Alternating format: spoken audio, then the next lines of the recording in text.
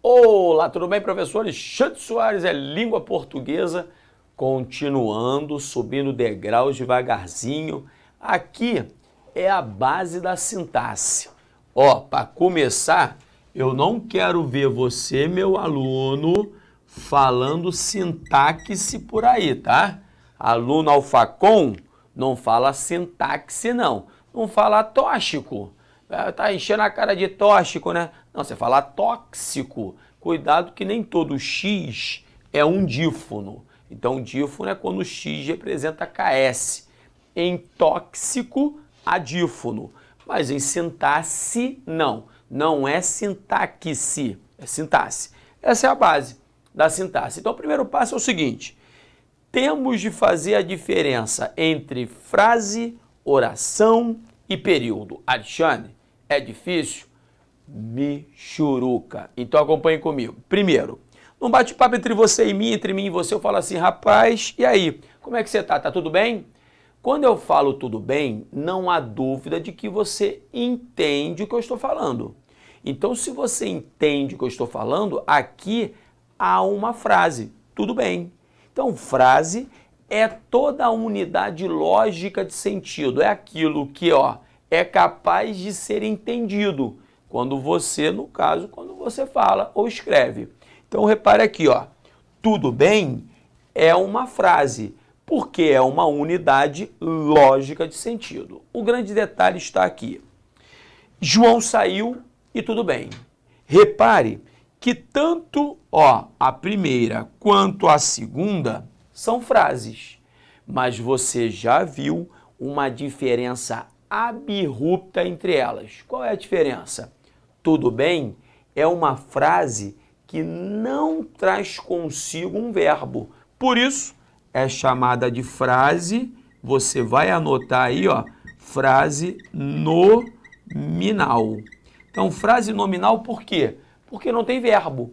Então, frase nominal é aquela que não traz consigo um verbo. Legal. Agora, em João saiu, também você é capaz de entender, é uma unidade lógica de sentido, é uma frase. Mas uma diferença. Agora, agora aqui existe verbo. Se existe verbo, estamos falando de uma frase que tem verbo. Frase, repare, frase verbal. Veja que até aqui nada demais. Mas aí, meu aluno, deixe-me até me aproximar de você. A língua, a norma culta, ela ficou pensando, aí chegou a uma conclusão. Caramba, toda vez quando houver uma frase verbal, que é a essência da sintaxe, a gente vai ter de falar frase verbal? Ah, não. Vamos dar um nome bonito, um nome técnico para isso. E o nome técnico que foi dado é este aqui, oração. Então, oração nada mais é que uma frase verbal. É uma frase cuja ideia está ligada à presença de um verbo. Percebeu? Então, entenda. Quando eu falei tudo bem, quando eu olho para você e falo bom dia, isso não é oração. Por que não é uma oração? Porque não há o tal do verbo. Alexandre, então frase nominal é chamada de quê? É chamada de frase nominal. E a tal da frase verbal, repare, é chamada de oração. Ok? Tranquilo? Então tá bom. Um outro detalhe a que vamos nos prender é o seguinte. Repare, todo verbo vai gerar uma oração. Então, por exemplo, se daqui a pouco você vai entender, se eu encontrar 10 verbos, eu estou encontrando 10 orações. Se eu encontrar 3 verbos, eu estou encontrando 3 orações. E assim vai. Alexandre, não haverá nenhuma especificidade nisso? Sim, haverá a tal da locução verbal a que vamos nos prender no futuro. Tá legal? Beleza. Então, dito isso, vem comigo. Aí repare, as tais frases, elas possuem características. Veja comigo. A frase ela pode ser declarativa, ela pode ser interrogativa, exclamativa, optativa e por aí vai. Primeiro detalhe a que vamos nos prender. O que é uma frase declarativa? É aquela que expressa, que enuncia um fato, uma certeza. Então, quando eu falo com você assim, rapaz, ontem eu cantei, ó, não me saí bem não. Quando eu falo eu cantei, essa é uma frase chamada declarativa. Por quê?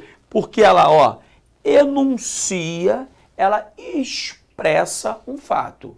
Veja, não há nada demais nisso. Então, ó, só para não deixar passar a ideia despercebida, partiu é verbo. Se trata de verbo, aqui nós temos uma oração. Não se esqueça disso. Ok? Legal. Continuando. Frases interrogativas. Michuruca. A interrogativa, não há dúvida, tem a ver com a interrogação. Essa tal interrogação, ela pode ser indireta ou direta.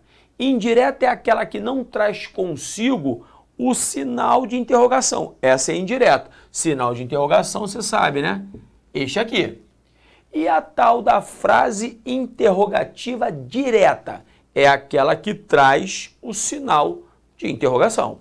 Então vamos a dois exemplos quaisquer. Vem comigo. Aqui, ó. Repare. Quero saber quem virá. Veja, se eu quero saber quem virá, não há dúvida que aqui existe uma interrogação. Vou dar uma outra entoação, ó. Quem virá? Então aqui existe a tal interrogação, só que esta interrogação não é marcada pelo sinal de interrogação, o sinal interrogativo. Por isso que aqui nós temos uma interrogação indireta. Por que é indireta? Repito, porque não traz consigo o sinal de interrogação. Legal. E embaixo, quem foi que ganhou o jogo? Veja a presença do sinal de interrogação, o sinal interrogativo. Se aqui apareceu o sinal de interrogação, interrogativo, esta é uma interrogação direta. Então repare que também, acredito eu, salvo engano, não haverá qualquer dificuldade nisso. Beleza, vamos dar sequência. Além das frases pelas quais eu já passei, existe aquela que é imperativa. A imperativa é aquela que trabalha com a ordem, com a súplica, com o pedido, com o conselho. Vai depender, lógico, de entoação e contexto. Imagine, eu olhei para ele e disse, saia. Agora, olha a diferença. Chego para ele, estamos num bar, o ambiente meio esquisito. Ó, para a direita um cara armado, para a esquerda um malandro com a faca na mão. Eu olho para ele e falo assim, ó, eu vou lhe dar um conselho. Saia, que o ambiente está esquisito. Isso não é uma ordem. Se ele quiser ficar, ele fica. Então aqui é um conselho. Então quando eu falo ordem, olhe para minha mão, ó. Essa ordem está entre aspas, porque a ordem não pode ser levada de forma literal, porque vai depender de contexto. Mas a gente fala em ordem. Então, ordem é o que caracteriza a tal da frase imperativa. Ajude-me. Isso não é uma ordem, tá me entendendo? Dependendo da entoação, pode ser uma súplica, pode ser um pedido. Então, cuidado. Repito, até para questões futuras, a frase imperativa, quando falamos que ela marca uma ordem, esta ordem, repare, está entre aspas, porque dependendo da entoação e do contexto, esta ordem não é uma ordem, é uma súplica, é um pedido, é um conselho e por aí vai. Ok? Beleza. Então joga para cá, vem comigo. Frases exclamativas, nada demais. As exclamativas, elas expressam afeto, emoção e vêm marcadas aqui, ó, com o sinal de exclamação. Expressam basicamente uma emoção, né? Que dia lindo, não sei se você entende essa rapaziada. Que dia lindo, 6h30 da manhã, acaba de acordar, abre a janela e começa. Nossa, que maravilha, que dia lindo. Então, quando ele fala que lindo dia ou que dia lindo, aqui há uma emoção. Então, aquela emoção do pessoal, né? Do pessoal com muita sensibilidade. Então, repare, estas frases que trazem consigo afeto, basicamente emoção, elas são chamadas de exclamativas. Repito, marcadas necessariamente pelo sinal de exclamação. Mole. Além de todas pelas quais passamos, para fechar, a optativa. O que é a frase optativa?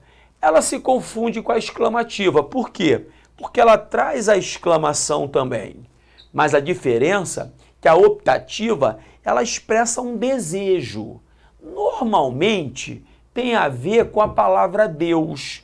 Que Deus te proteja, que Deus te ilumine, que Deus leve você pelos caminhos brilhantes da vida.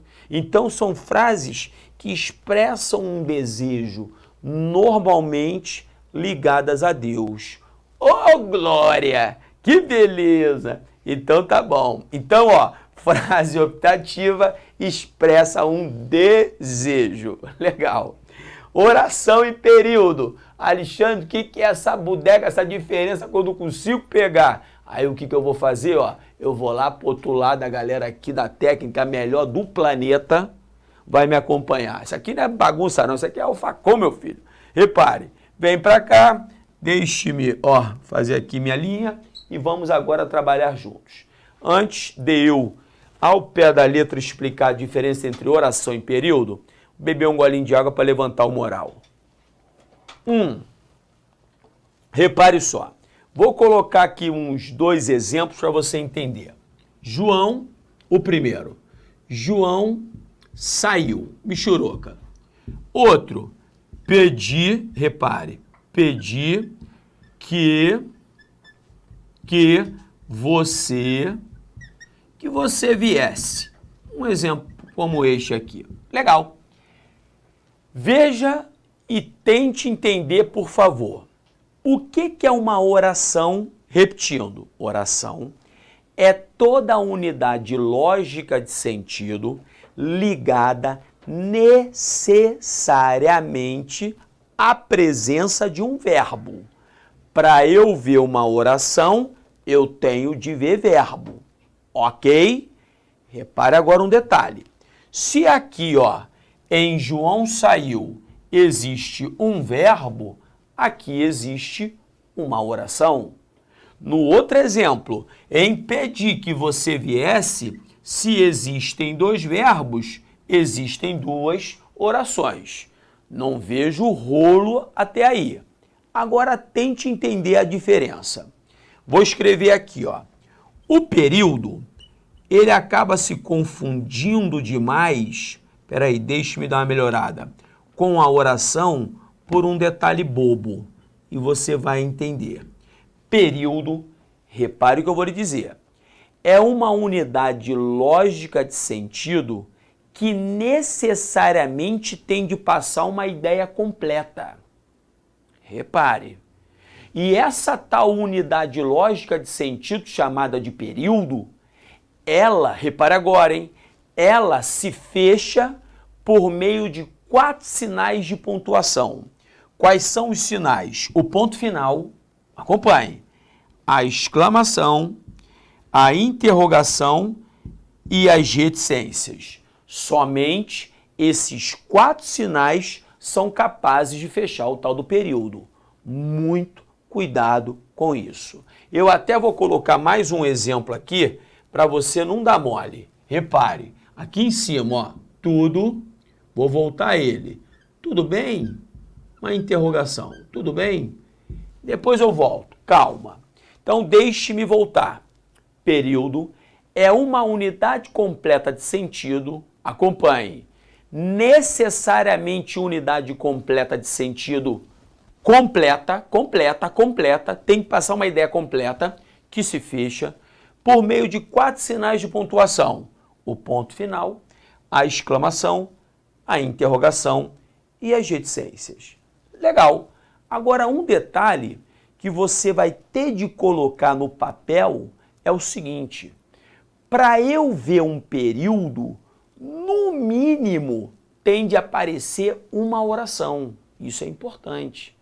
Não existe período se não houver oração.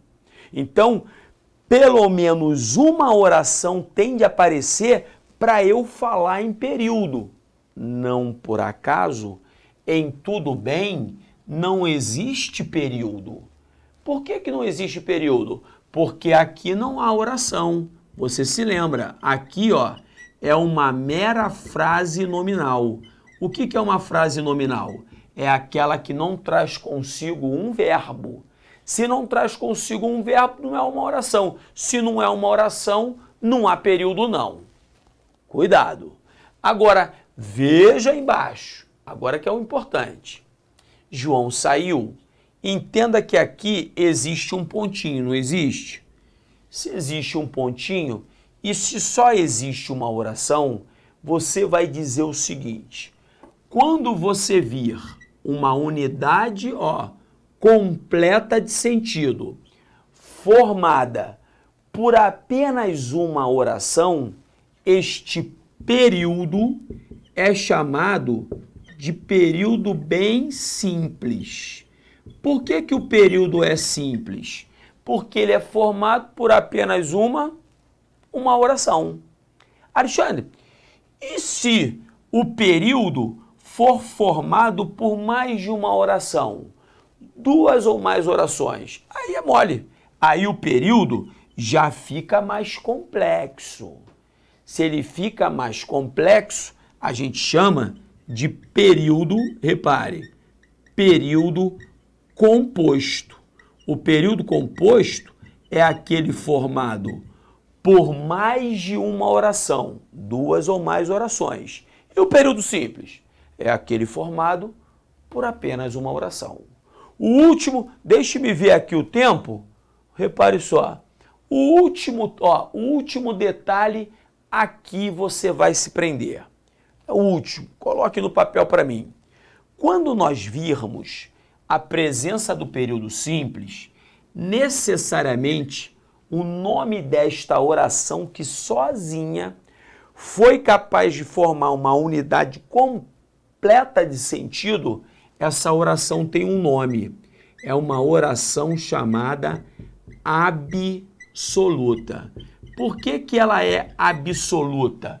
Porque ela, de forma absoluta, ela foi capaz de formar uma unidade completa de sentido chamada de período. Então, toda vez quando eu vir um período simples, eu estarei vendo uma oração absoluta, assim como quando eu vir uma oração absoluta, eu estarei vendo um período simples. Direitinho? Legal. Então, depois, o que vai acabar acontecendo no futuro? Nós vamos dissecar este período composto.